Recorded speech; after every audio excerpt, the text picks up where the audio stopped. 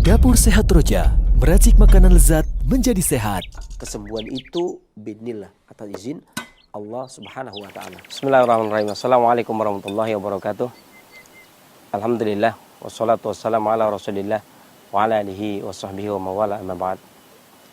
Kaum muslimin, para pendengar dan pemirsa Roja dimanapun Anda berada, alhamdulillah kita bertemu kembali di Dapur Sehat Roja.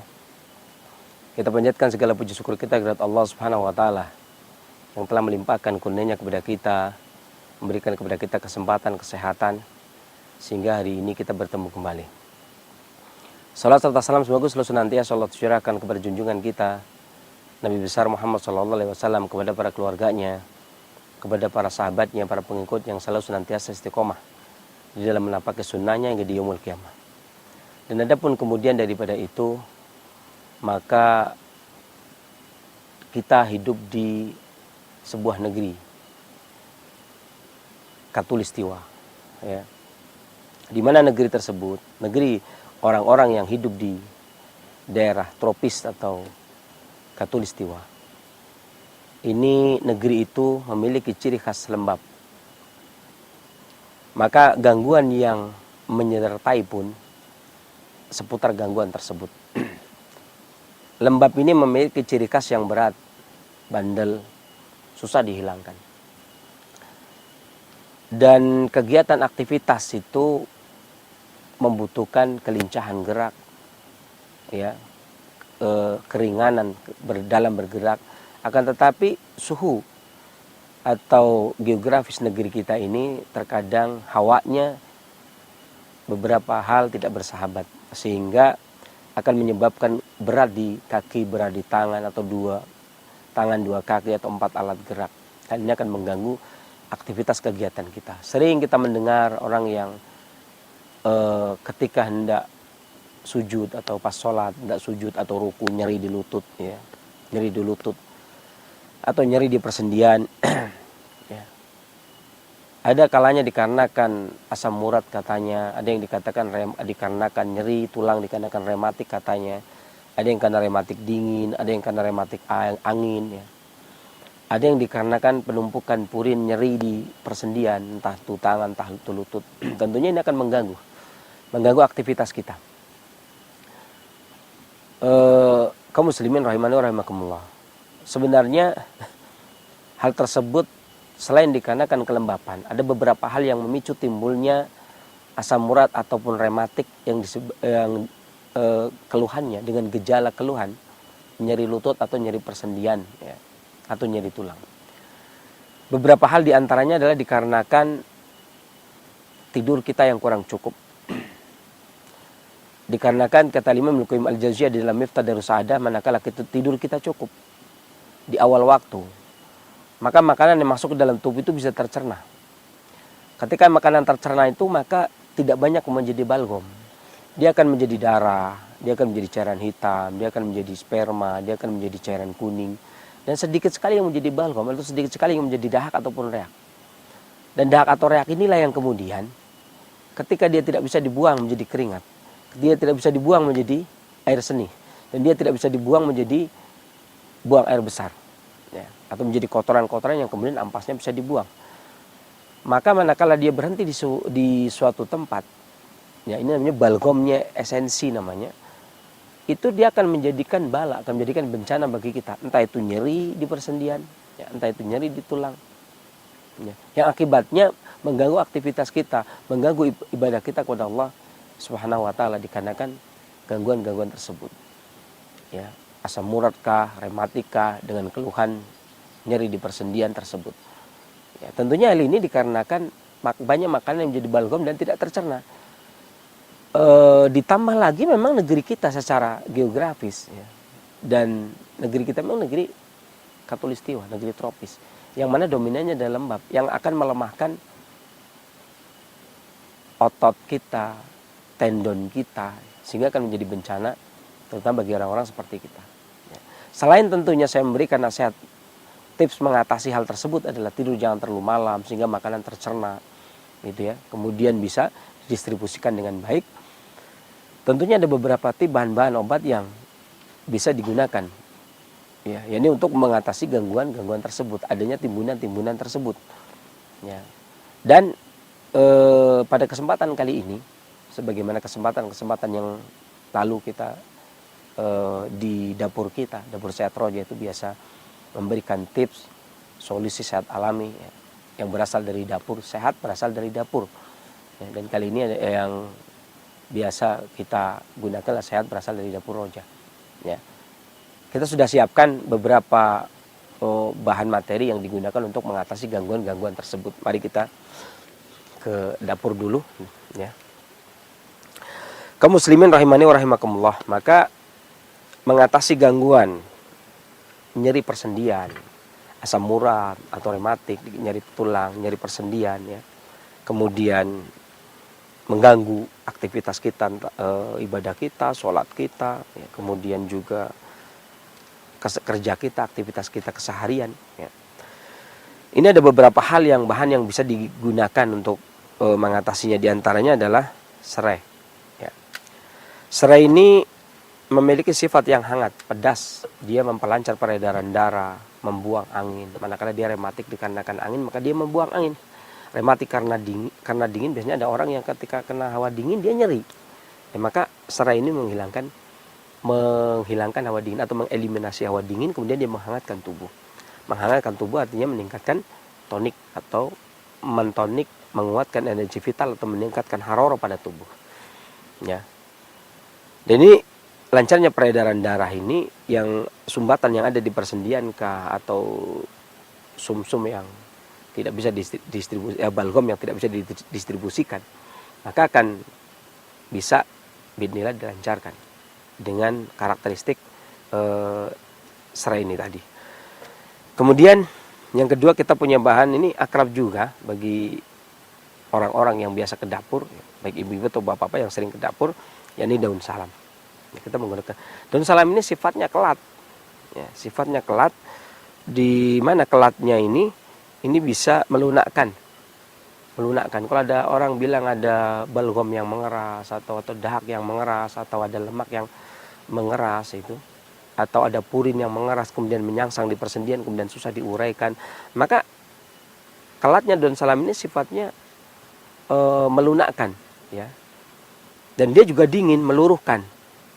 Jadi melunakkan kemudian meluruhkan melalui buang air kecil. Sehingga dia efektif sekali digunakan untuk orang-orang mengatasi gangguan nyeri persendian tadi. Ini bahan yang kedua. Kemudian bahan yang ketiga, kita bisa menggunakan lada. Ada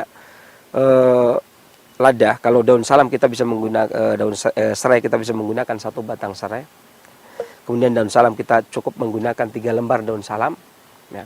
Kemudian lada ini kita bisa menggunakan 11 butir lada. Ya, kita bisa menggunakan lada ini 11 butir lada. Ya, dan lada ini memiliki sifat yang panas, ya, rasa yang pedas. Bahkan dia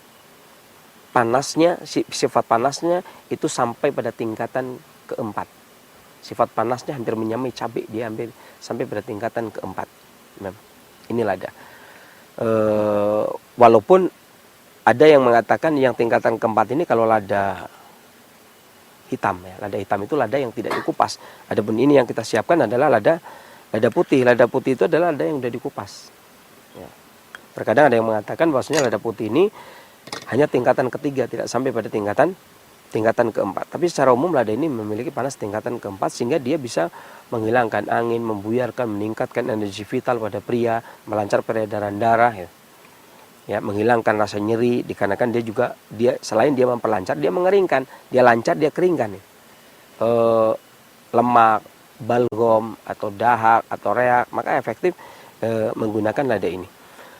Kemudian bahan yang keempat, kita juga bisa menggunakan kayu manis. Ya. Kita bisa menggunakan 1 batang kayu manis. Di mana kayu manis ini memiliki rasa yang manis, tonik dia, tonik lembab. Karena ketika membuang lembab otomatis ada kekurangan esensi.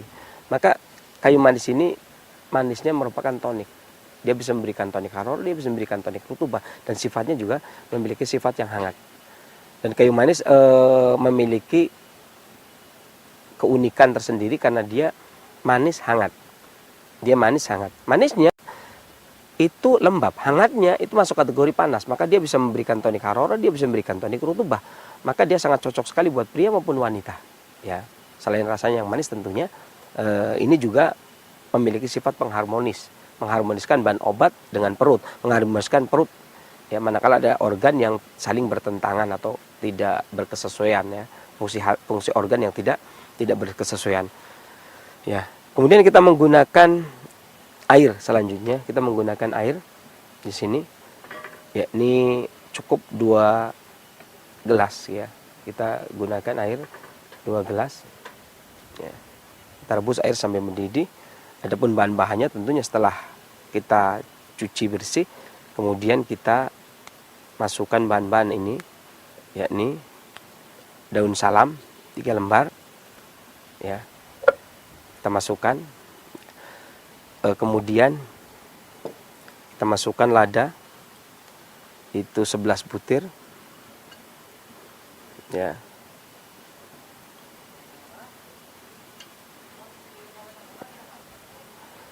Kemudian kita juga masukkan serai, ya.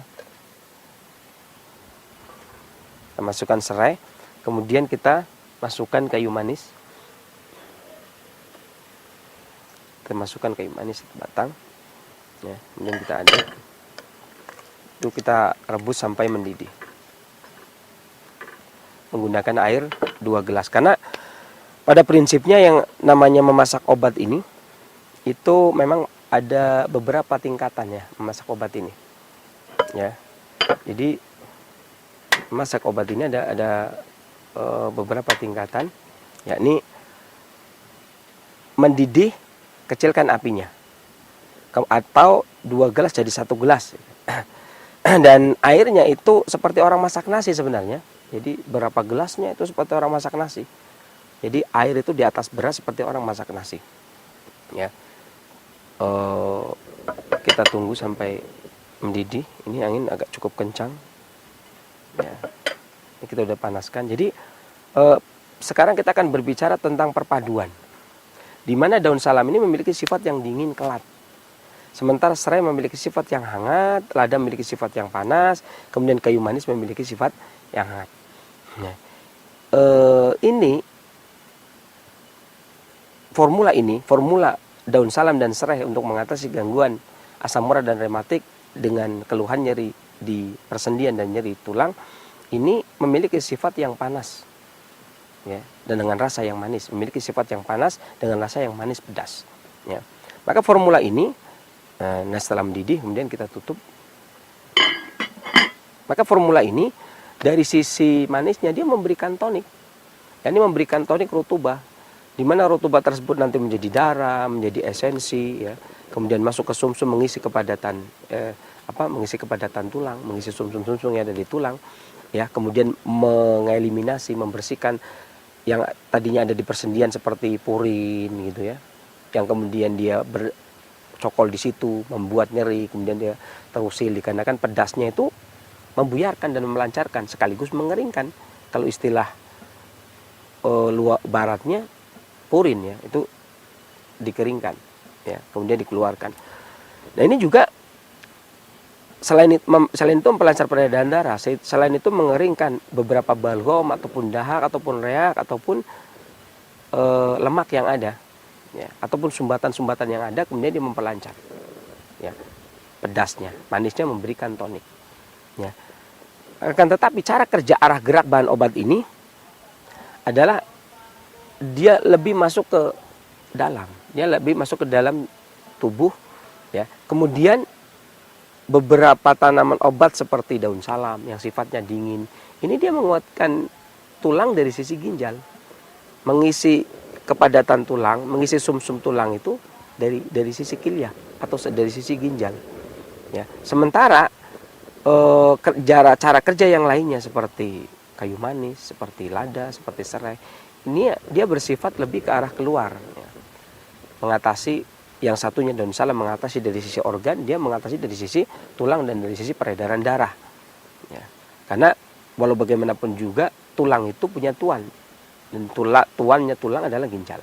Maka daun salam menguatkan tulang dari sisi ginjalnya, sementara serehnya, kemudian ladanya, ya, ini kayu manisnya, ini bermanfaat untuk mengeliminasi nyeri-nyeri yang ada di tulang, yang ada di persendian, ya. Kemudian memar-memar, termasuk memerah. Ini digunakan untuk itu. Nah, ada beberapa cara perebusan. Yang pertama, diantaranya adalah ketika kita merebus bahan-bahan yang aromatik adalah sampai mendidih. Setelah sampai mendidih, kemudian diambil, ya. Ini cara yang pertama. Ini biasanya digunakan untuk mengatasi penyakit-penyakit bagian dada ke atas atau sekitar seperti penyakit gangguan jantung, gangguan pernafasan, gangguan sakit kepala, kemudian sakit gigi, gangguan mata, gangguan rambut gitu. Tetapi manakala yang kita obati adalah bagian tengah, maka biasanya bahan obat yang dari kalau bisa dikatakan 1 gelas maka menjadi 3/4 gelas, ya, untuk mengatasi bagian tengah seperti gangguan perut, gangguan hati. Tetapi manakala yang nyeri adalah persendian, maka biasanya ini yang biasa sering dikatakan oleh para ahli jamu, ya, yakni 2 gelas menjadi 1 gelas. Sampai mendidih, kemudian kecilkan apinya, 2 gelas menjadi 1 gelas. Gitu. Nah, setelah menjadi 1 gelas, kemudian disaring, kemudian diminum di malam hari, atau disaring 2 jadi 2, minum di malam mau tidur, kemudian bangun tidur, dan masing-masing dikasih gula atau dikasih madu, karena untuk mengharmoniskan. Ya, yakni sebagian besar para pengobat klasik menganut yang terakhir, yakni yang 3, yakni sampai mendidih, kemudian kecilkan apinya, kemudian menjadi separuhnya. Ya, tetapi ketika yang nyeri adalah di bagian telapak kaki, lebih ke bawah lagi di bagian telapak kaki, maka yang tadinya dari 2 gelas menjadi 1 gelas, ya, atau 1 gelas menjadi setengah gelas, maka dia berubah dari 2 gelas menjadi 3/4 gelas atau menjadi setengah gelas, lebih kecil lagi.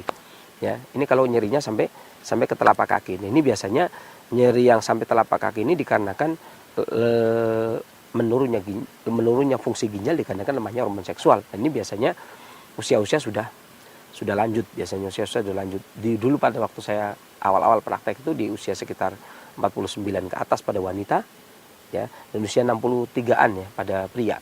Walaupun sekarang sudah mulai umur 30 tahun pun sudah nyeri, yakni bangun tidur nyeri di telapak kakinya, ya. Ini sudah mendidih, ya. Kita lihat ini sudah mendidih. Nah, setelah mendidih kemudian baru kita kecilkan apinya, ya. Kemudian kita biarkan sampai tersisa menjadi setengahnya. Kemudian kita ambil, kemudian kita minum, dan biasanya diminum itu bangun tidur, mau tidur, menjelang tidur kita minum, kemudian bangun tidur kita insya Allah fit kembali, ya, kemudian bisa beraktivitas kembali. Adapun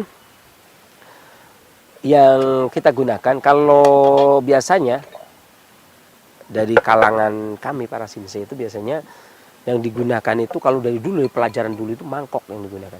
Jadi 1 mangkok ini sekali minum itu 1 mangkok, ya.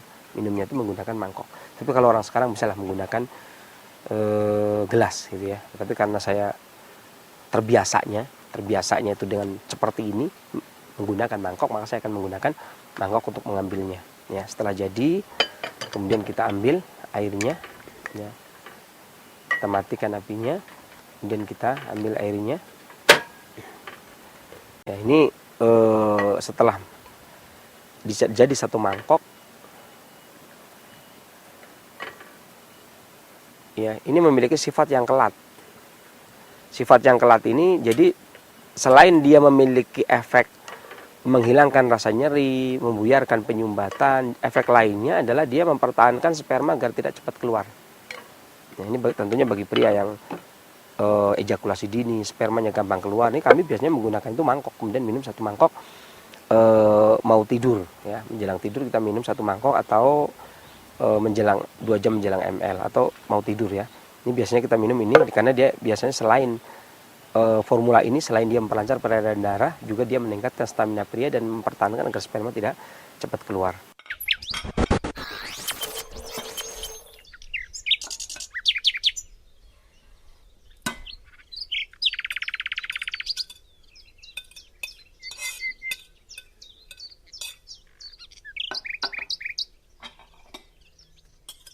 Demikian yang bisa saya sampaikan formula kali ini atau racikan obat atau tips sehat dari Dapur Roja pada kesempatan kali ini.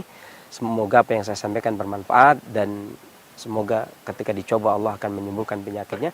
Kesembuhan dari Allah dan kekurangan dari saya akhiri billahi taufiq wal hidayah. Alhamdulillahirabbil alamin. Wassalamualaikum warahmatullahi wabarakatuh.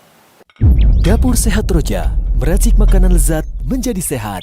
Kesembuhan itu biidznillah, atas izin Allah Subhanahu wa taala.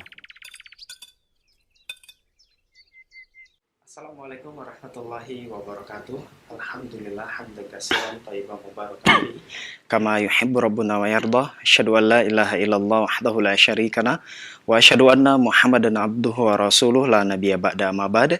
Ikhwatal Islam azakumullah, para pendengar Radio Roja dan pemirsa Roja TV dimanapun Anda bisa menyimak siaran kami. Alhamdulillah, apa kabar Anda di kesempatan Rabu pagi menjelang siang ini? Semoga Anda beserta keluarga dalam keadaan sehat selalu dan tentunya semoga dalam penjagaan dan perlindungan Allah Subhanahu wa taala. Amin ya rabbal alamin. Dan seperti biasa di kesempatan ini kita berada dalam program Dapur Sehat Roja bersama pakar kesehatan klasik kita Sensei Abu Muhammad Faris Alkianji hafizahullahu taala, dan alhamdulillah Sensei sudah hadir bersama kita di studio untuk menyampaikan ilmu atau materi yang sangat bermanfaat untuk kita semua. Kita sapa terlebih dahulu Sensei yang sudah hadir. Assalamualaikum warahmatullahi wabarakatuh Sensei. Waalaikumsalam. Gimana kabarnya sih? Alhamdulillah Sehat ya. Alhamdulillah. Baik. Khotbah Islam azakumullah, dan setelah penyampaian materi silakan Anda dapat bertanya secara langsung seputar kesehatan atau keluhan penyakit. Sensei, hari ini kita berbicara tentang mengobati asam urat dan rematik. Ya, benar ya Sensei? Benar. Racikannya serai, daun salam, lada, dan bahan-bahannya 3 batang serai, 3 lembar daun salam, 11 butir lada, 1 batang kayu manis, air, dan madu. Ya. Baik Sensei, di negeri Khatulistiwa tadi disebutkan atau negeri yang tropis memiliki ciri khas yang lembab dan hawanya terkadang tidak bersahabat dengan kita, sehingga akan menyebabkan berat di kaki dan tangan yang sangat mengganggu aktivitas kita. Apakah faktor usia ada hubungannya dengan gangguan nyeri persendian ini, Sensei? Iya, bismillahirrahmanirrahim. Bismillah. Alhamdulillah wassalatu wassalamu ala Rasulillah wa ala alihi washabihi wa man wala amma ba'd. Kaum muslimin, para pemirsa dan pendengar Roja dimanapun Anda berada. Terima kasih pertanyaannya. Jadi usia dengan gangguan penyakit gitu ya. Memang terkadang ada beberapa hal yang penyakit itu seakan-akan dikhususkan kepada wanita, dikhususkan kepada pria, dikhususkan kepada anak-anak, kemudian dikhususkan pula kepada orang tua ya. Secara umum, tetapi tidak secara khusus tentunya. Ya. Karena terkadang apa yang diderita oleh orang tua pun terkadang sekarang diderita pula oleh remaja. Gitu ya. Kayak contoh misalkan, contoh kecil misalkan stroke wajah, belpas. Dulu itu orang tua. Iya. Ya. Sekarang itu anak SMP juga sudah kena. Ini beberapa kali saya menangani anak SMP juga sudah kena. Jadi, dan begitu pula dengan nyeri sendi ya. Itu pun sebenarnya pada waktu dulu itu memang seringnya yang terkena orang tua. Sangat jarang sekali anak muda itu terkena meskipun dia pekerja keras, paling ya sakit pinggang gitu ya. Yeah. Jadi usia-usia belasan tahun itu pada orang-orang yang bekerja keras itu masih ada itu sakit pinggang. Tetapi nyeri sendi ya, kemudian encok, rematik, asam urat ini melekat pada orang tua kalau zaman dulu. Makanya obat-obatnya pun kita masih ingat ya, obat-obat yang dulu itu yang kemudian beredar di masyarakat. Kemudian dicampur dengan bahan BKO gitu ya, bahan kimia obat. Kemudian akhirnya diberi oleh pemerintah ya. Itu pun yang mengkonsumsi orang-orang tua. Hanya pertanyaan sekarang hari ini ternyata anak-anak juga terjangkiti. Adapun sehubungan dengan letak geografis secara negara ya, kita ini berada di negara yang lembab. Lembab itu artinya ya sedikit panas tapi juga lembab. Gitu. Makanya untuk mengukur kelembapan suatu daerah kita bisa melihat ketika temboknya itu berjamur, lebih cepat berjamur. Dan terlepas dari itu memang ada musim, Ya. ya kan? Ada musim. Beda dengan misalkan negeri Timur Tengah seperti Saudi. Misalkan dia panas ya kering, Mm-mm. dingin ya kering gitu kan. Iya. Gitu. Nah sementara di sini panas ya lembab, Mm-mm. dingin ya lembab. Gitu. Karena dominan negerinya memang lembab. Ya. Nah lembab ini artinya sesuatu yang lekat dan bandel, susah untuk kemudian bergerak ya. Makanya nyeri-nyeri yang menetap itu lebih akrab di daerah-daerah yang punya kondisi lembab. Walau demikian, ada kalanya dari angin. Mm-mm. Karena terkadang sesuatu yang datang ini sesuai dengan kita, terkadang tidak sesuai dengan kita. Iya. Jadi kelembapan ini didapat dari beberapa hal. Yang pertama dari hawa udara. Pas musimnya ya, tentunya pas musimnya. Kalau bicara hawa lembab itu, kalau di setiap hari, itu sekitar pagi hari, kisaran pagi hari. Pagi hari itu hawa sudah cukup lembab. Jadi setengah panas, setengah dingin, itu lembab. Embun tiba, tapi terangkat dengan sinar matahari. Ini juga hawa lembab. Satu. Kedua di dalam tahunannya. Di dalam tahunan ini biasanya lembab ini masuk musim semi biasanya. Iya. Karena tanah pun lembab. Masuk musim semi. Contohnya misalkan di bulan Rabiul Awal, disebut dengan Rabi artinya semi. Ini juga musim lembab, Rabiul Awal, Rabiul Akhir, kemudian Jumadal Awal, ini 3 bulan di musim lembab atau musim semi. Ya, ini dalam tahunan. Dalam harian tadi. Atau bisa juga dari sisi emosi. Emosi juga ada yang bersifat lembab. Contohnya misalkan khawatir, cemas itu. Stres, banyak pikiran. Ya. Khawatir, cemas, stres, banyak pikiran, kangen, rindu berlebih. Ya. Ini juga kalau dia bercokol terlalu lama atau kita menderita seperti itu terlalu lama, yang pertama, yang kedua juga terus menerus ya, secara kontinu. Artinya ada yang ekstrim, ada yang terus menerus. Terlalu lama terus menerus, kemudian ada ekstrim, walaupun dia sebentar tapi ekstrim emosinya tersebut, maka akan berubah, hawa tubuh itu akan berubah menjadi lembab. Ya kan? Berarti kan angin luar, kemudian emosi dari dalam, kemudian yang terakhir adalah pola hidup, ini makanan ya, makanan dan minuman. Seperti contohnya ketika seorang mengkonsumsi makanan yang berlemak. Berlemak itu berlembab. Ya. Sesuatu yang susah digerakkan oleh tubuh.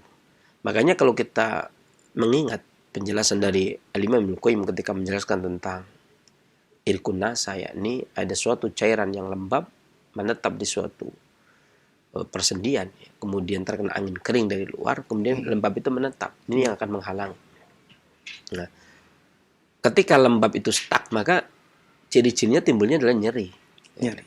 Timbulnya adalah nyeri. Dan yang digambarkan tadi di resep tadi adalah timbunan lembab yang mengakibatkan nyeri. Jadi asam urat yang disebabkan karena timbunan lembab yang akibatnya nyeri gitu ya. Jadi bukan dikarenakan bab lain. Memang nanti nyeri sendi, gangguan persendian, saya bilang gangguan ya.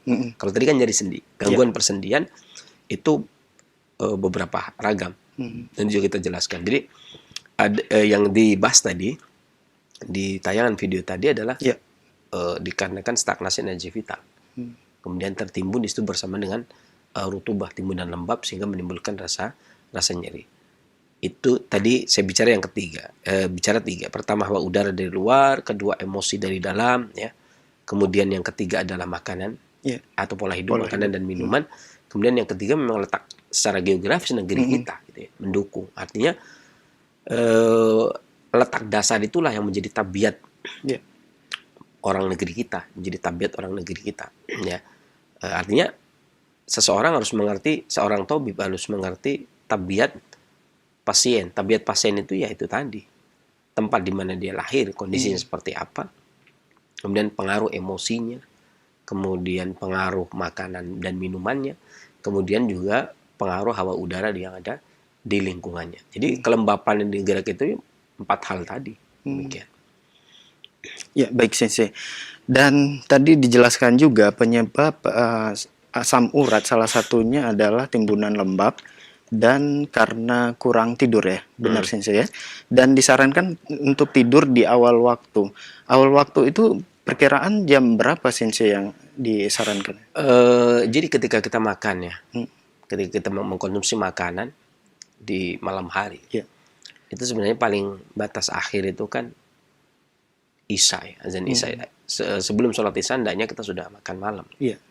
Nah, setelah sholat Isya, selang beberapa saat ada keperluan, kita paling nggak tidur sekitar jam 9 lah ya. Safak merah hilang, Isya ada.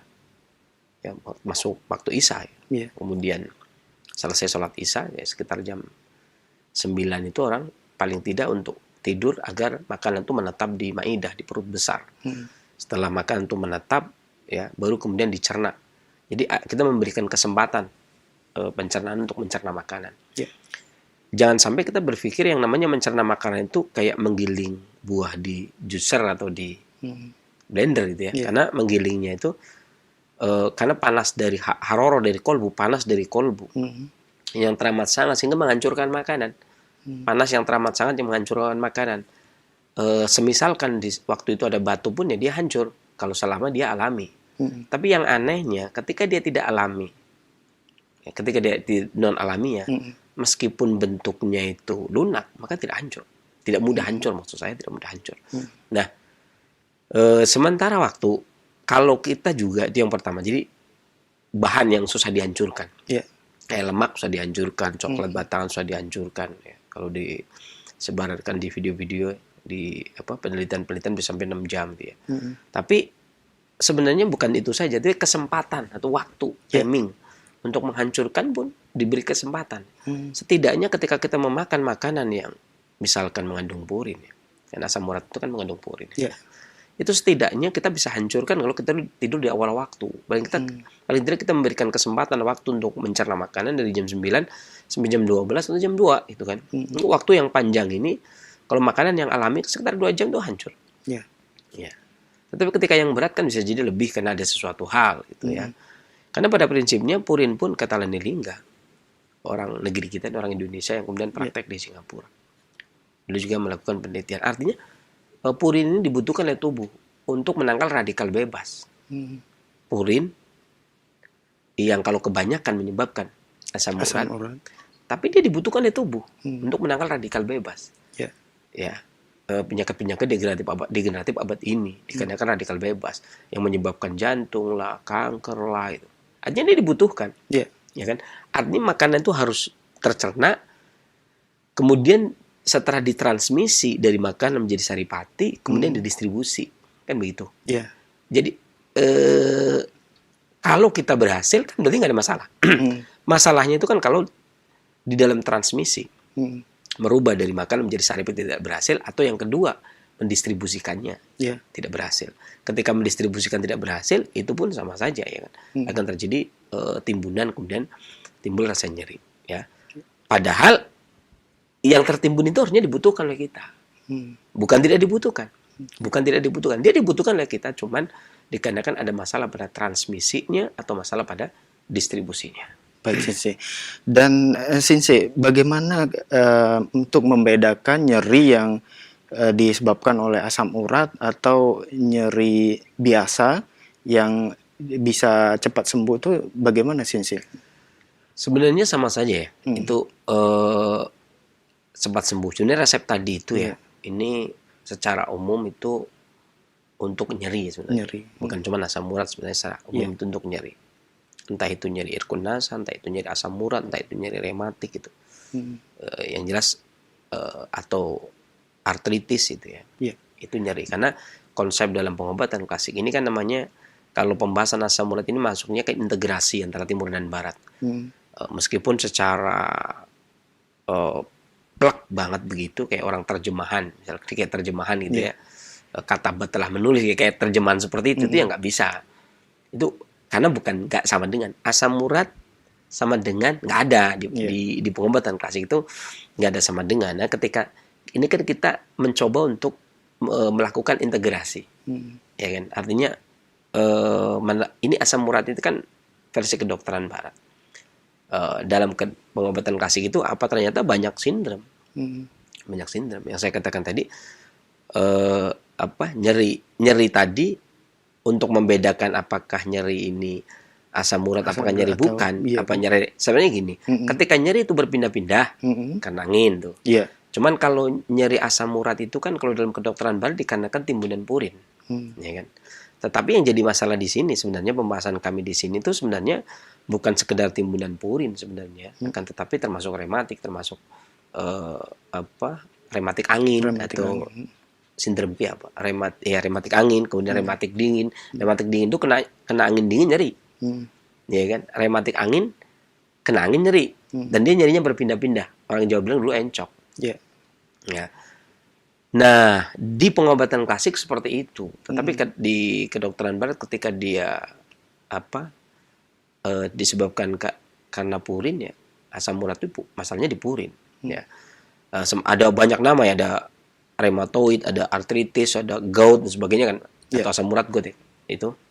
Dan ini sebenarnya sebuah istilah yang kami sampaikan itu sebenarnya kemauan untuk melakukan integrasi, walaupun sebenarnya nggak akan tepat. Kenapa? Karena penelitian yang dilakukan oleh kedokteran barat yang menggunakan metode komputerisasi tentunya, itu sebenarnya di dalam pengobatan klasik itu nggak nyambung.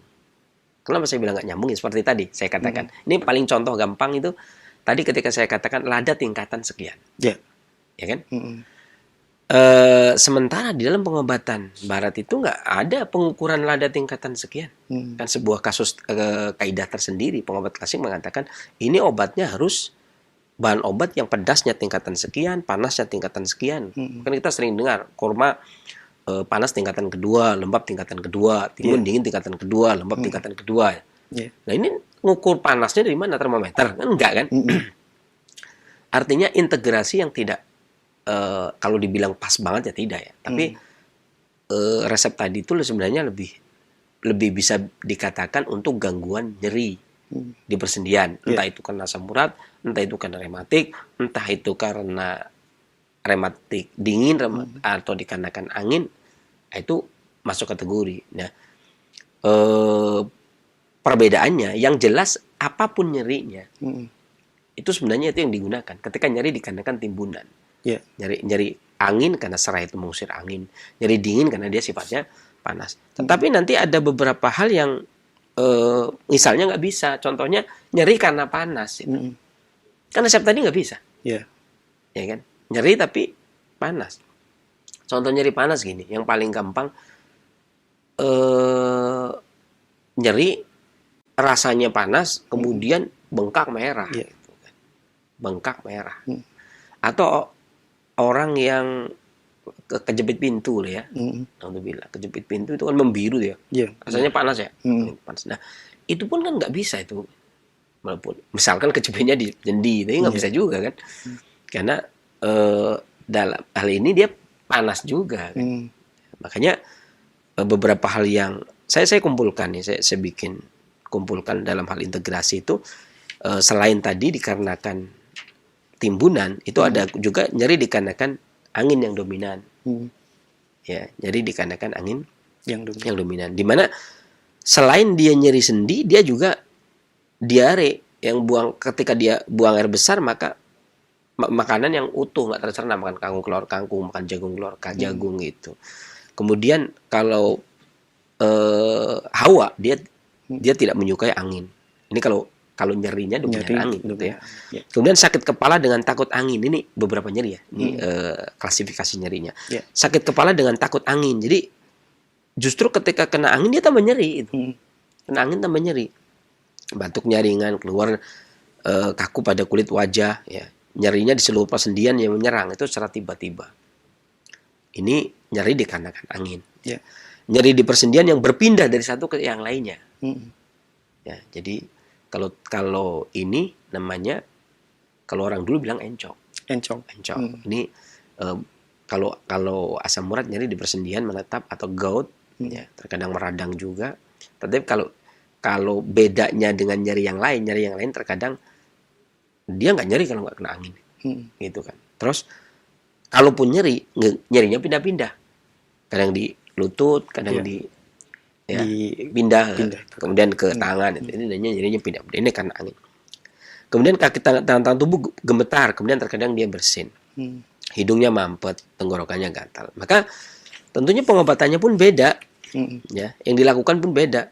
Kalau tadi lebih dominan obat serai, kalau sekarang lebih dominan daun mint, seledri, gitu kan. Makanannya maksudnya, Ya. daging kelapa, kemudian daun bawang, ya, jahe, gitu kan. Kemudian kencur, tujuannya menghilangkan angin, kan. Ya. Gitu tadi.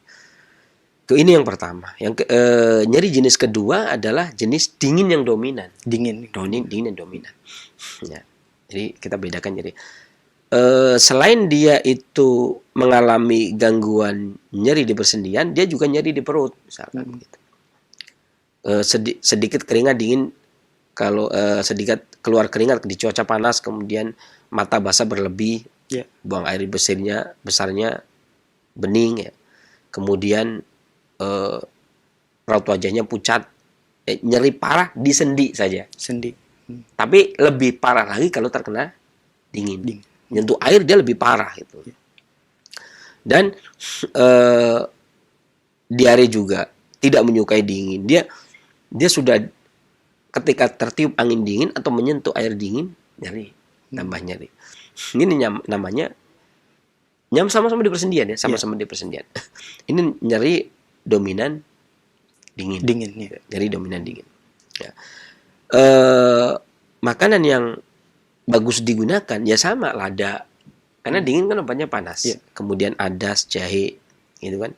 Kemudian kayu manis, gitu kan.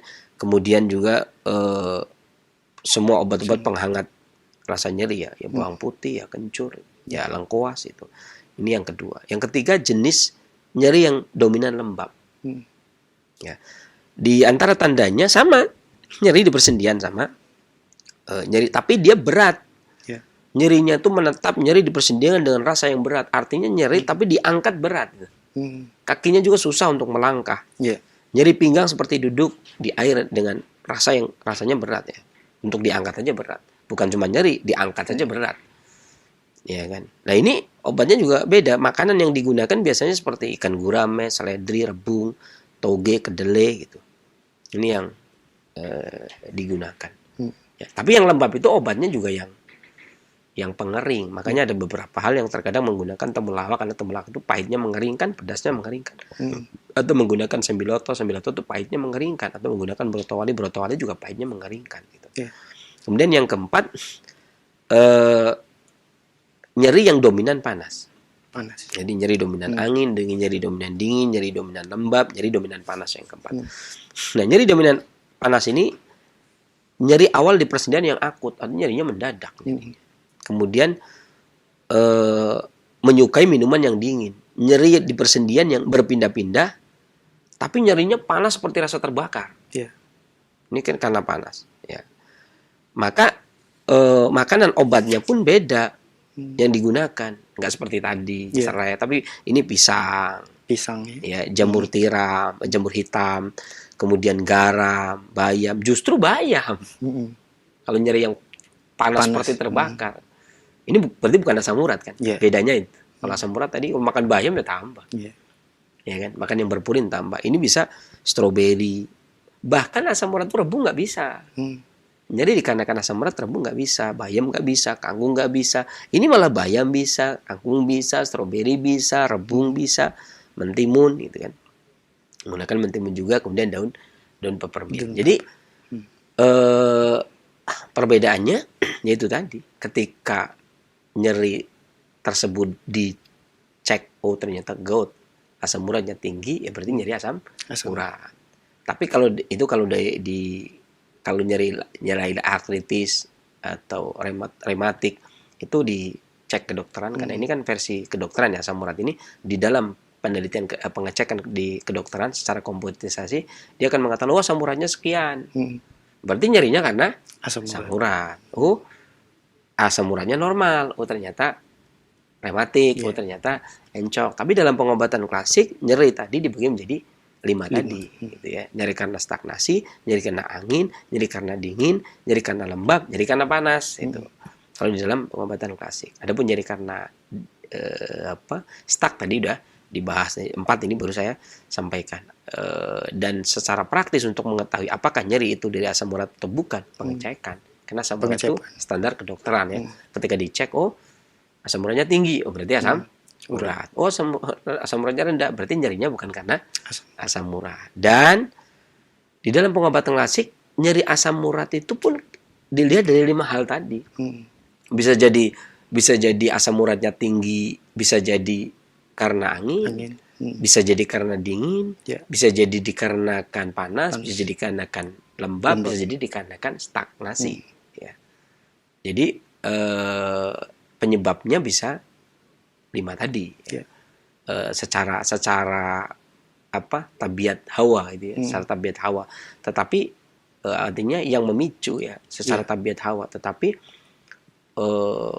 penyebab polanya adalah datangnya dari angin luar, emosi angin dalam, gitu kan? Angin luar atau emosi dari dalam, kemudian makanan yang kita konsumsi, gitu kan? Atau pola hidup yang kita lakukan.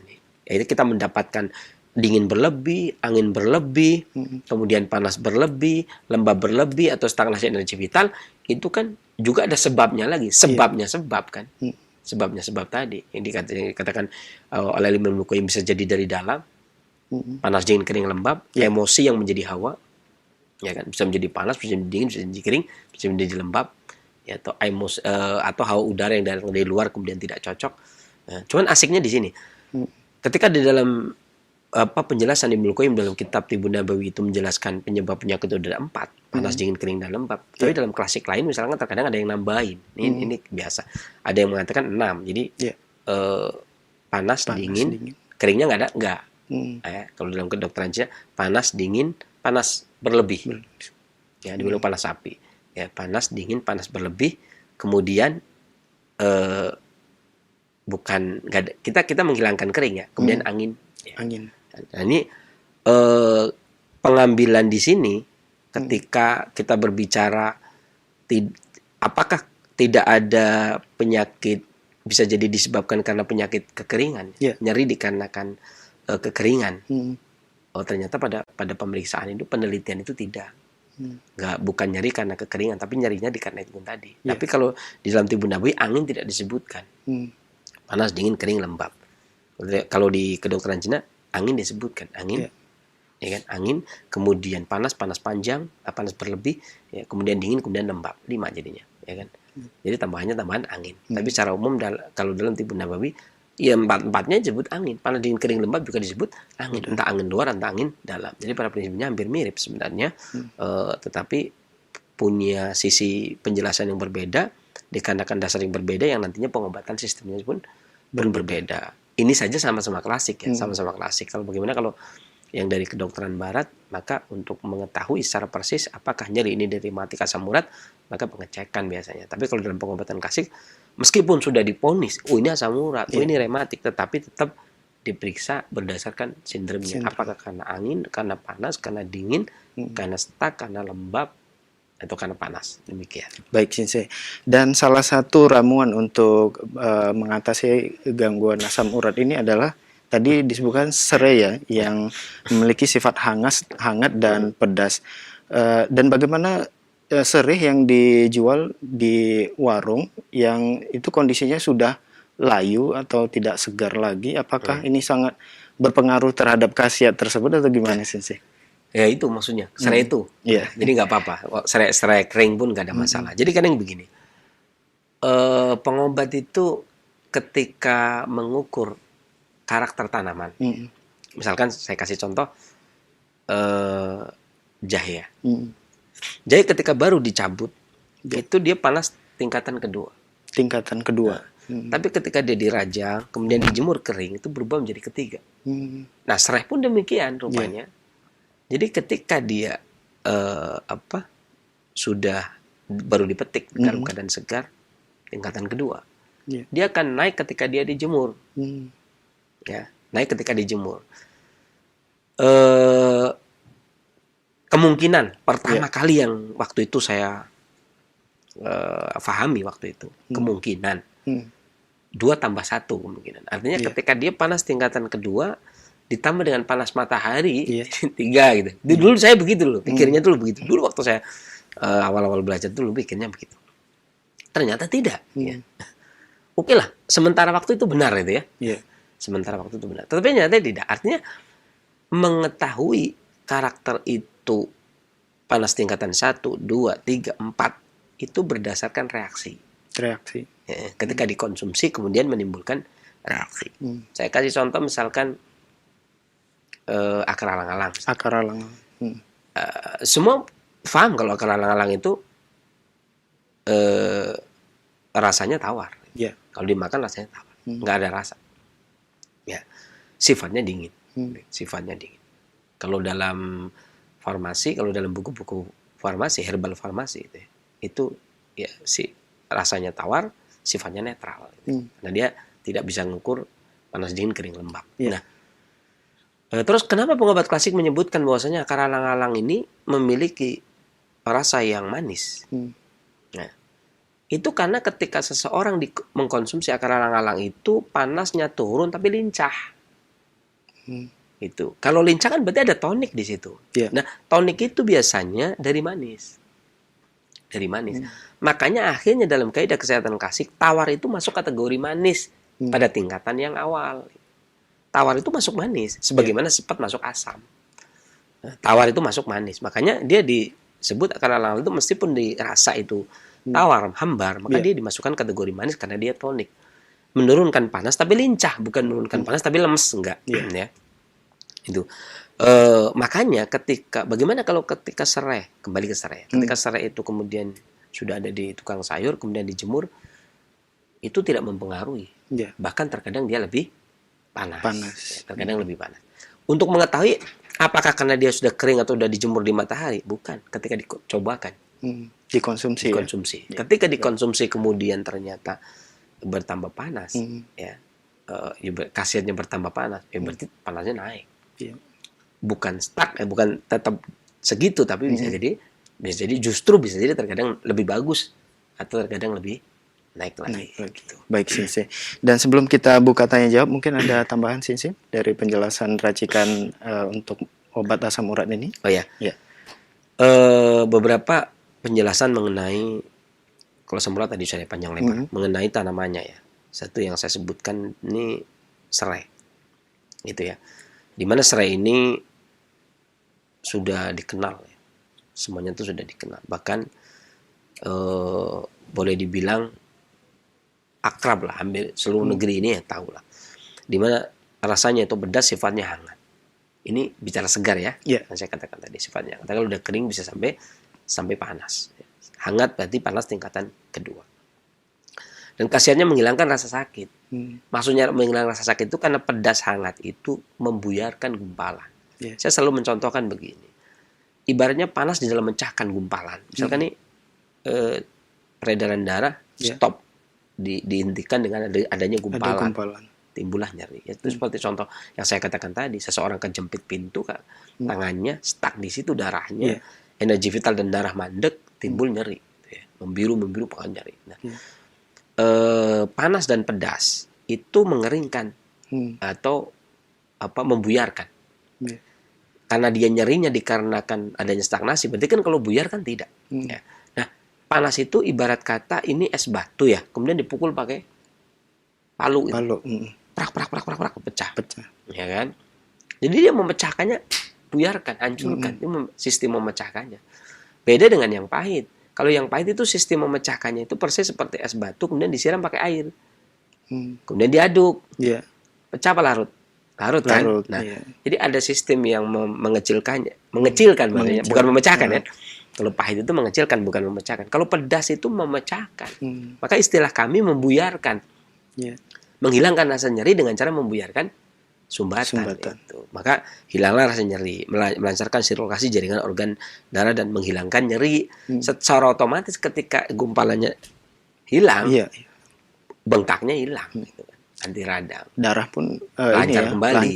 Contohnya lagi ketika ada orang yang keseleo diurut pakai minyak serai gitu ya.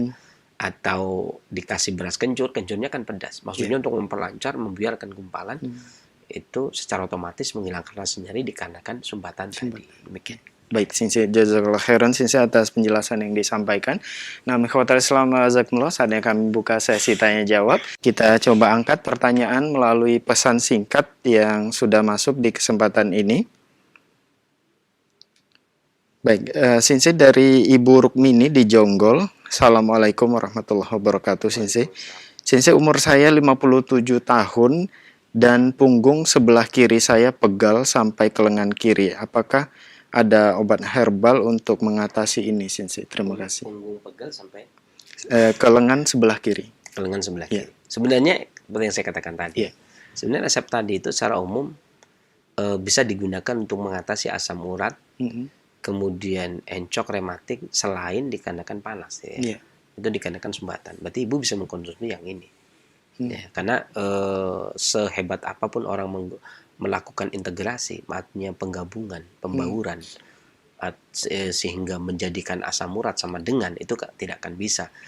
Paling tidak mendekati, 5 hal itulah yang kemudian mendekati. Artinya termasuk keluhan ibu tadi. Ini masuk kategori nyeri yang diobati dengan ramuan tersebut, karena dia menghilangkan rasa nyeri, pegal, pelancar tadi.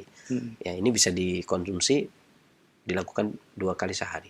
Demikian, mudah-mudahan Allah angkat penyakitnya dan bermanfaat juga bagi para pendengar bisa yang lainnya. Yang tadi belum sempat ini kan bisa putar ulang ya. Diputar ulang. Baik. Jazakallah khairan Sinsi atas jawabannya. Nah, ikhwatal selama jazakumullah, masih kami buka kesempatan bagi Anda yang ingin bertanya secara langsung. Halo. Halo, assalamualaikum. Waalaikumsalam warahmatullahi wabarakatuh. Dengan Ibu siapa di mana? Dengan Umi Fatta di Medan. Umi Fatah di Medan, silahkan. Saya mau nanya, kalau ada sakit adenomyosis, itu cara pengobatannya Sinsi gimana? Ya. Adenomyosis. Ada yang mau ditanyakan sih? Tidak. Ya, sampai Baik. situ aja. Assalamualaikum warahmatullahi wabarakatuh. Waalaikumsalam warahmatullahi wabarakatuh. Ini tadi sebenarnya sudah kita jelaskan ya Bu tentang integrasi antara timur dan barat. Sebenarnya sehebat apapun kita mengadakan pendekatan, maka tidak akan sama. Ya, sebenarnya tadi saudara kami juga saudara saya telah menanyakan sesuatu yang pas banget, artinya untuk membedakan rasa nyeri asam urat dengan rasa nyeri yang bukan karena asam urat. Ya, kan asam urat itu berasal dari kedokteran barat, maka ceknya juga di kedokteran barat. Maka begitu pula dengan setiap seseorang itu kemudian yang berhak untuk mengobati adalah yang memeriksa. Yang berhak untuk mengobati adalah yang memeriksa. Entah itu kista, tumor, kanker, ya, miom, itu. Ya. Ini siapa yang melakukan diagnosa, maka dia yang melakukan pemeriksaan. Terkadang gini, karena nanti sudut pandang akan berbeda. Ketika seseorang yang memeriksa A, yang mengobati B. Karena pemeriksaan ini kan bagian dari pengobatan. Yang namanya diagnosa itu bagian dari pengobatan. Ya. Sampai-sampai ada para ahli pengobat klasik yang mengatakan sesungguhnya seorang pasien yang tidak turut campur dan seorang pengobat yang ahli adalah awal kunci dari kesembuhan. Ya. Maksudnya gimana? Seorang pasien yang tidak turut campur itu ketika dia melakukan itu, pasien tidak turut campur. Misal, contoh, sudah dilakukan pemeriksaan, terbukti adanya atau kista endometriosis kah, atau adenomyosis kah, atau tadi asam urat kah, atau gula kah, atau apa ya misalkan. Tetapi kemudian si pasien ini artinya turut campur dalam arti, Bu, saya nggak ngapa-ngapa kok, nggak ngerasain apa-apa kok, gitu ya. Bisa jadi cek ulang, ya, bisa jadi cek ulang. Artinya, oh ini di ginjal ada batu, misal. Oh enggak, saya nggak ngerasain apa-apa kok. Ini kan bingung juga. Oh ini harus cek ulang.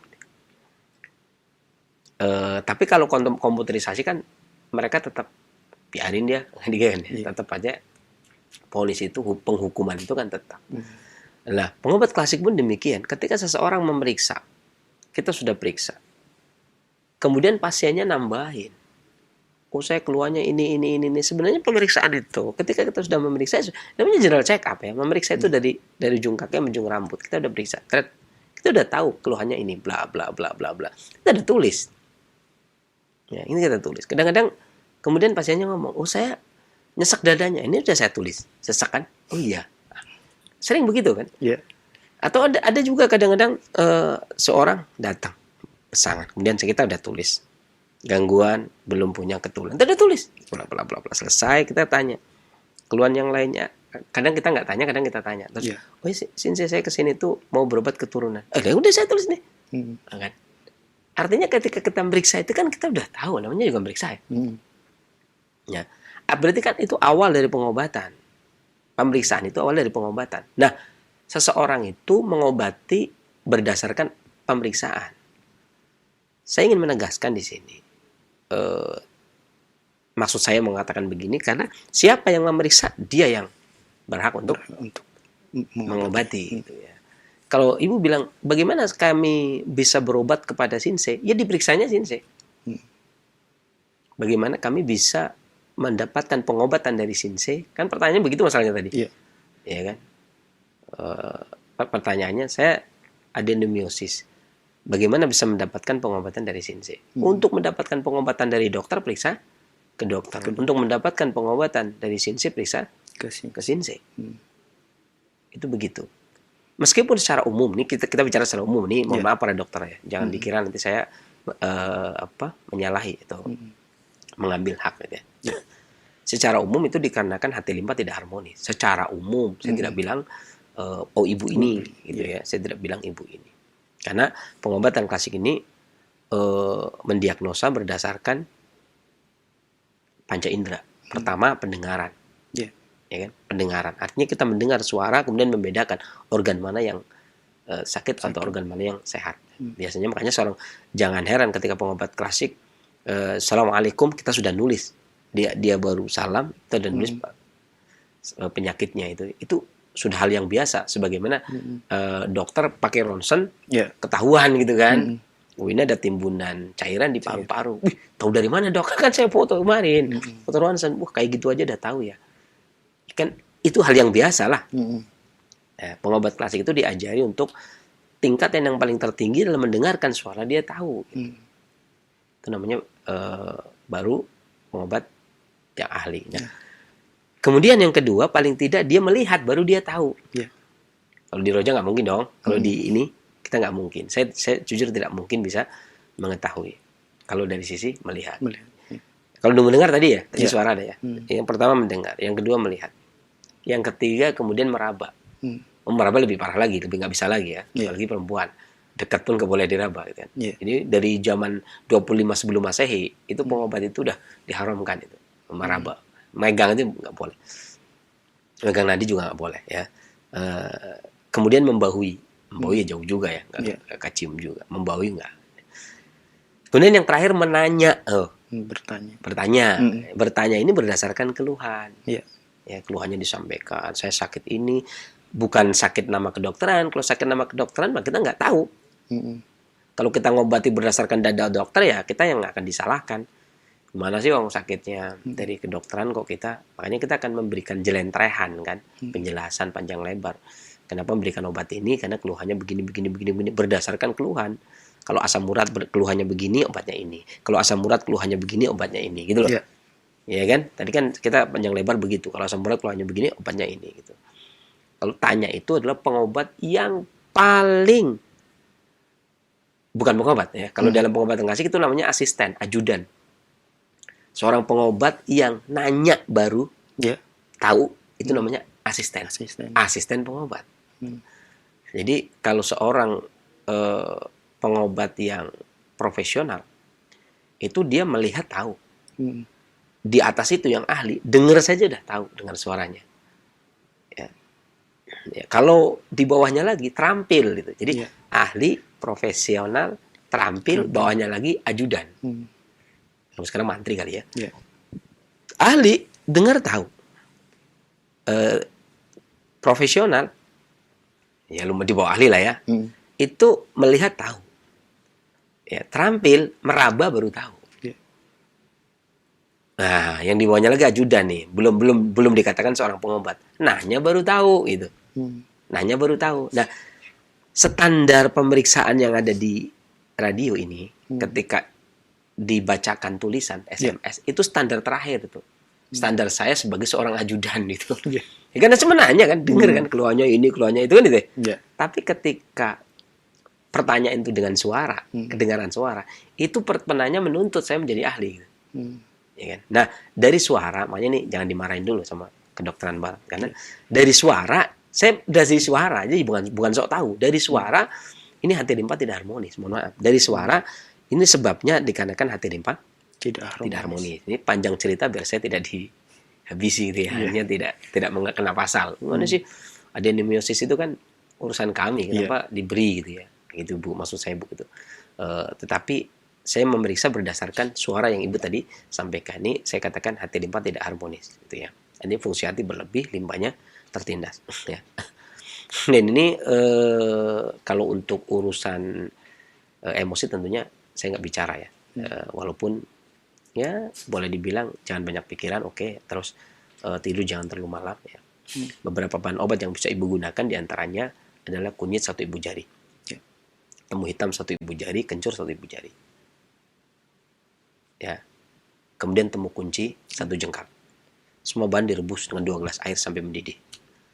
Kecilkan apinya, biarkan 10 menit. Saring bagi 2, minum pagi dan sore. Ya, jadi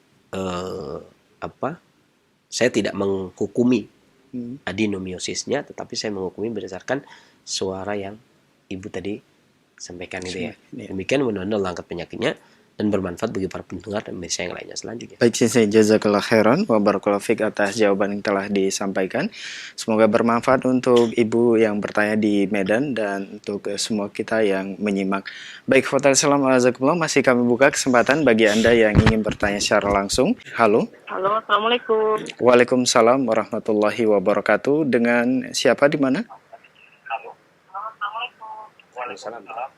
Mohon maaf Ibu atau Bapak, sebelum melanjutkan terlebih dahulu dikecilkan volume televisi atau radionya karena ada feedback. Ya, halo, Assalamualaikum, Sensei. Waalaikumsalam warahmatullahi wabarakatuh.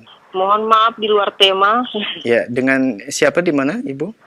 Ibu Maria di Makassar. Ya, silakan Ibu.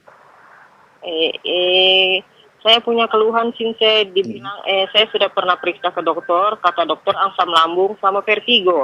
Asam lambung, vertigo ya? Iya. Saya merasa sakit, saya merasa sekarang ini kayak ketakutan berlebihan, Sensei. Baru kan sekarang saya menyusui. Ya. Berapa bulan yang disusui? 9. 9 bulan. Iya. Air susu bagus asinya?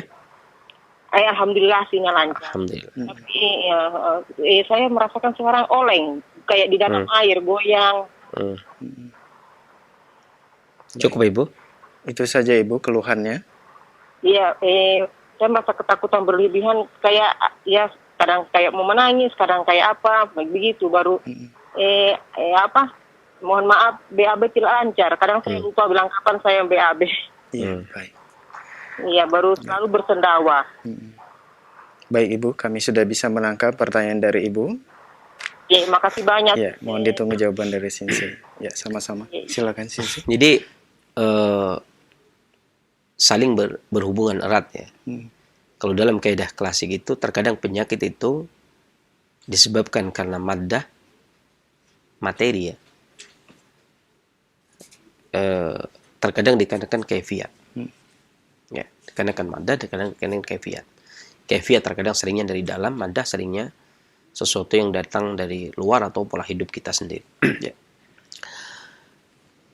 Sering saya mengatakan dan tadi juga barusan juga saya menyampaikan bahwasanya terkadang khawatir, cemas itu ya. Ya. Faktor emosi berlebih itu kan berubah menjadi lembab, dan lembab itu paling materi yang paling tidak disukai oleh perut. Ya, oleh perut. Dalam hal ini maidah dan tihal, perut besar dan perut kecil. Itu nggak suka kelembapan. Makanya dibilang kalau perut besar ini atau maidah ini punya pintu di bawah namanya bawah. Bawah itu pintu bawah yang sempit ya, yang sempit. Makanya saya tidak katakan maidah itu lambung karena kan perbedaan definisi. Ya. Jadi maidah itu perut atas tuh pintunya lebar, kemudian bawah itu pintunya sempit namanya bawah. Dan ketika seseorang terjadi masalah di perut ya, maidah secara umum, maka bawahnya pun bermasalah. Pintu bawah itu untuk buang air besar, kalau mau buang air besar dia terbuka kan, pintu kecilnya itu namanya satu paket. Dalam istilah pengobatan klasik ada istilah begini, beberapa emosi itu terkadang melukai itu organ, atau organ itu akan menumbuhkan emosi. Contoh, misalkan ada orang yang dulu dia orangnya ceria, begitu sakit tipes atau sakit mah, kemudian dia menjadi pemurung, gitu. Pendiam, gitu ya. Nah, itu terkadang begitu. Atau bisa jadi seseorang itu perut itu tadinya bagus, organ tubuh itu tadinya bagus. Ketika terjadi sesuatu, ini semenjak keluarganya meninggal, gitu ya. Ya kan? Atau semenjak bercerai, misalkan begitu. Itu juga artinya dari emosi menuju ke badan. Ya, dari kaifiat menuju ke materi badan. Artinya begini, emosi, misalkan saya sering katakan sedih itu karena sedih itu mengeringkan tubuh sehingga akan melukai paru. Khawatir, cemas berlebih, ketakutan, paranoid itu bisa melukai energi vital limpa perut besar dan perut kecil. Ya, ini cocok apa yang Ibu sampaikan. Nah, pokok permasalahannya adalah di mana kan begitu? Penyebabnya apa? Apakah emosi yang melukai perut ataukah dari perut kemudian muncul emosi yang seperti Ibu sampaikan tadi? Ya, yang tahu sendiri sebenarnya Ibu ya. Lebih didahului sering melamun, lebih didahului sering cemas. Ya apa perlu dulu? Karena terkadang maidah menjadi kaifiat. Penyakit sebabnya tadinya materi. Perut yang jadi masalah kemudian berimbas kepada emosi. Tapi ingat, semakin emosi kita pelihara, itu semakin terus. Sampai ada yang mengatakan, kalau Anda itu cemas, perhatikan bahwasanya Anda sedang mencabik-cabik perut Anda, kan? Atau limpa dan lambung Anda. Ini agak serem. Gitu. Dan kalau kesedihan yang terus-menerus, atau kesedihan yang ekstrim, itu seakan-akan Anda sedang melukai, menyayat-nyayat paru-paru Anda. Kan agak serem gitu ya. Ini memang sengaja pengobat itu kalau memberikan istilah itu serem, maksudnya biar jangan sedih gitu ya. Maksudnya biar jangan cemas. Ya orang ketika rindu saja itu bisa nggak doyan makan, betul nggak? Rindu itu bisa nggak doyan makan. Senang juga bisa nggak doyan makan. Perut yang kena kan. Saking senengnya nggak doyan makan. Duit lagi banyak nih. Wah, nggak doyan makan tuh. Ya, atau ini orang hajatan yang nyumbang banyak juga nggak doyan makan. Nggak ada yang nyumbang juga nggak doyan makan itu ya. Atau mau pulang kampung, orang mau pulang kampungnya besok, ini masih malam. Hari ini nih masih siang, itu aja udah makan udah nggak enak. Rasanya itu pinginnya udah, pikiran sudah ke sana. Pikiran itu loh, pikiran ya. Malam nggak bisa tidur. Gitu. Dan ini yang rusak adalah organ tubuh yang rusak. Ini contoh kecil, apalagi berlarut-larut ya, ini akan merusak perut. Maka yang saya nasihatkan begini, mungkin kalau dinasihatkan sabar juga susah ya. Udah banyak orang yang menasihatkan tawakal dan sabar. Saya bilang begini saja, simpelnya begini saja. Teruskan ibu itu khawatir dan cemas. Ya, teruskan saja sehingga ibu itu laksana mencabik-cabik dan menyayat-nyayat perutnya sendiri gitu kan. Gitu. Atau ibu berhenti dari kekhawatiran dan kecemasan karena berhenti pula dari menyayat-nyayat lambung dan limpanya kan gitu. Terus kemudian gini, kalau memang sesuatu yang dikhawatirkan, kita khawatir, kita cemas, itu akan terjadi perubahan yang besar gitu ya. Dengan kita cemas itu. Nah, istilah kata, misalkan saudara kita mati, begitu kita sedih, nangis, menggeru-geru langsung hidup. Oh yaudah nangis lah. ya sedih terus menerus langsung hidup lagi, oke lah. Tapi kalau apa yang kita lakukan, kesedihan yang kita lakukan, kecemasan, kekhawatiran, ketakutan yang kita lakukan itu tidak menambah sesuatu pun, ya ngapain? Bahkan merusak tubuh, mencabik-cabik, merobek-robek tubuh, maka berdoa kan? Lampiaskan dengan doa. Ya. Artinya ketika kita bersedih, kita marah, kita khawatir, kita cemas, tidak mendatangkan perubahan, mendingan kita berdoa. Tapi kalau kesedihan kita, kecemasan kita akan merubah kondisi menjadi seperti semula, ya silahkan. Gitu kan? Ya silahkan. Meskipun lambungnya parah kan, yang penting kondisi balik gitu. Ya, sesuatu yang dikhawatirkan tidak terjadi, hidup lagi dan sebagainya. Sesuatu itu nggak bisa kita pegang. Manusia itu tidak bisa. Jangankan kita, presiden aja nggak punya kekuasaan. Ya, anaknya laki atau perempuan, cucunya laki atau perempuan nggak punya kekuasaan. Raja Saudi aja nggak punya kekuasaan. Ya kan? Kalau punya, semua orang punya kekuasaan ya pinginnya ulama dunia yang megang anak kita gitu ya. Ya kan? Pengobat yang paling ahli sedunia cucu kita, enak sekali gitu. Semuanya pokoknya pelopor dunia ya nggak bisa begitu, kita nggak bisa. Kemudian itu mungkin terlalu berlebihan. Nah, emosi meredakannya demikian, karena segala sesuatu kalau melukai tubuh kemudian kita tidak sadari, sungguhnya setiap emosi dan cemas itu ibu sedang mencabik-cabik dan menyayat-nyayat perut dan limpahnya sendiri. Setiap kecemasan yang terjadi gitu ya, kan itu yang paling penting. Setelah pengobatan badan mah boleh dibilang gampang, pengobatan kalbu itu yang paling penting.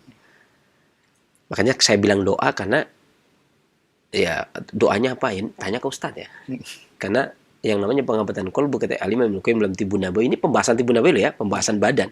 Dalam pembahasan pengobatan badan, Ibnu Qayyim mengatakan untuk pengobatan kalbu tidak bisa tidak kecuali diserahkan kepada Nabi alaihi salatu wassalam.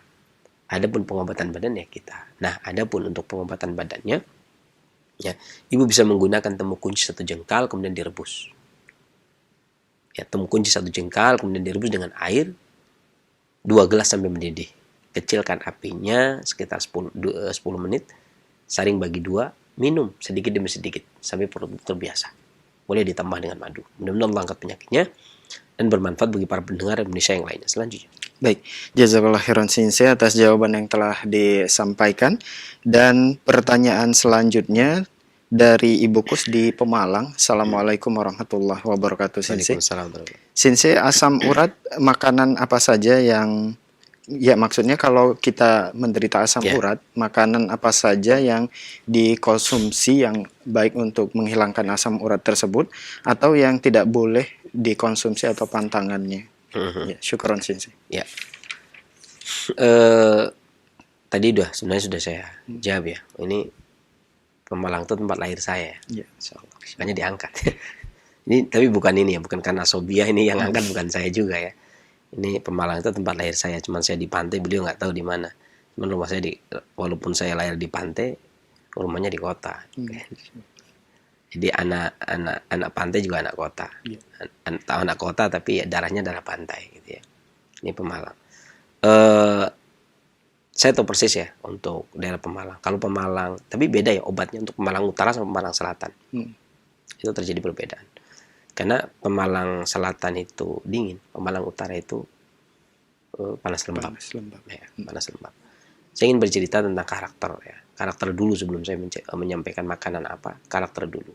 Bahwasanya karakter Pemalang bagian utara, karakter Pemalang bagian utara itu makanannya, ikannya itu menjadi esensi. Sementara tanamannya menjadi energi. Ikannya menjadi esensi, tanamannya menjadi energi. Dan perlu diperhatikan bahwasanya ada tanaman yang di daerah pantai, contohnya misalnya di daerah dekat pantai, di daerah pantai Pemalang, itu pegagannya, ini saya kasih perbedaannya, pegagannya itu bisa digunakan untuk mengatasi kista, miom, termasuk kanker. Ya, ini berbeda dengan pegagan dari Bogor, yang lebih efektif digunakan untuk menambah kecerdasan. Ya, tapi tidak efektif untuk kista, miom dan kanker. Gitu. Beda dengan pegagan Pemalang. Saya menggunakan pegagan Pemalang untuk saya sempat dulu ya tahun 2006 menggunakan pegangan di Pemalang itu untuk mengatasi kista 2 cm itu 2 minggu. Allah hilangkan gitu ya. Adapun makanan, ini berarti terjadi perbedaannya. Maka saya tidak tahu Pemalangnya bagian mana, selatan atau bagian utara. Kalau asam uratnya, ya, kalau asam uratnya ini keluhannya itu berpindah-pindah, nyerinya berpindah-pindah, maka makanan yang bagus diantaranya daun mint. Daun mint ini bisa dibeli di mall ya, ya bisa beli di mall. Kemudian seledri, daging kelapa, kemudian daun bawang. Ya. Adapun kalau yang dominasi adalah dingin, artinya nyerinya kalau terkena dingin, nyeri sendi dikarenakan dingin, bisa menggunakan lada, adas, jahe, kayu manis, ya, kencur, lengkoas untuk meredakan rasa nyeri. Kemudian kalau nyerinya bertahan dan tidak berpindah-pindah atau dikarenakan lembab atau berat nyerinya ketika diangkat, maka bisa menggunakan ke ikan gurame, seledri, rebung, toge, kedelai. Adapun ketika nyerinya terasa panas, nyeri seperti panas terbakar, bisa menggunakan pisang, jamur hitam, garam, bayam, stroberi, rebung, ya, kemudian mentimun atau bit, kemudian peppermint. Ya. Adapun kalau nyerinya dikarenakan stagnasi, bisa menggunakan resep yang tadi kita bahas bersama. Ya, ini kalau nyeri asam urat dikarenakan berbeda-beda tempat dan kondisinya. Demikian, mudah-mudahan Allah angkat penyakitnya dan bermanfaat bagi para pendengar Indonesia yang lain. Selanjutnya, Jazakallah khairan Sinsa atas jawaban yang telah disampaikan, dan pertanyaan dari Ibu Kus di Pemalang merupakan pertanyaan terakhir di kesempatan ini, dan sebagai penutup Sinsa atau ikhtitam, silakan. ya, sebagai penutup saya ingin menyampaikan bahwasanya sebenarnya serai ini sudah banyak dilakukan penelitiannya, di mana daun dan akar serai ini mengandung saponin, flavonoid, polifenol. Di samping juga daunnya juga mengandung minyak astiri.